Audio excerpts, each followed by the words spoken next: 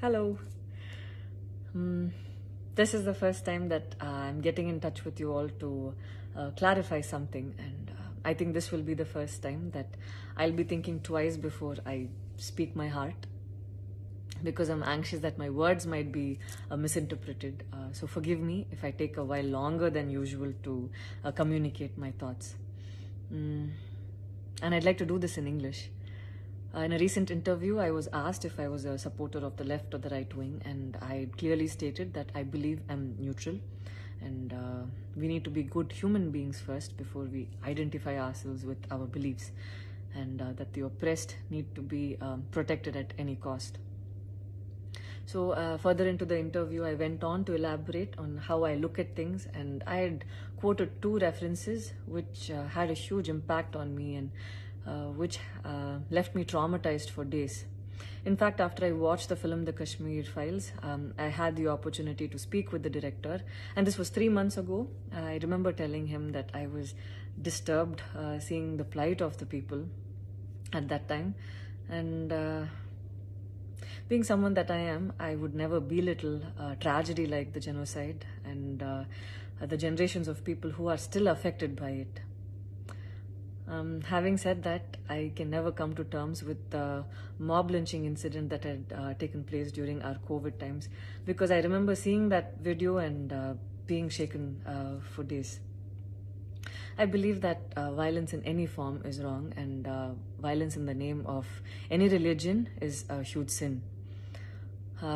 So this is all that I this is all that I intended to say, and that's all. But it was very disturbing to see that many people online justified the mob lynching incident, and I don't think any of us have the right to take another person's life. Being a medical graduate, I believe that all lives are equal and all lives are important. And I hope a day doesn't come when a child is born and he or she is scared of his or her identity.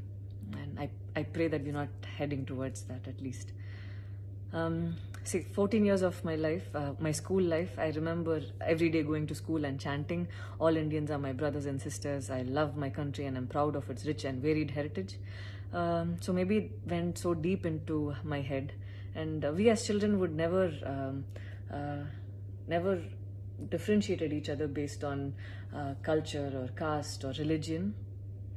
So anytime I speak, it comes from a very neutral ground, and I was very surprised to see that whatever I had spoken was taken in a completely different way.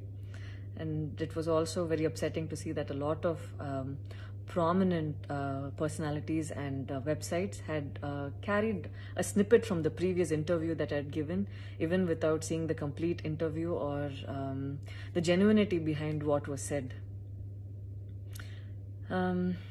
I would like to take this opportunity to thank the people who stood by me the last few days, because I remember feeling so alone and conflicted, wondering what I did wrong, and it was heartwarming to see that a lot of people raised their voice in support of me, and I felt like they knew me for who I am. So thank you so much for making me feel like I wasn't alone.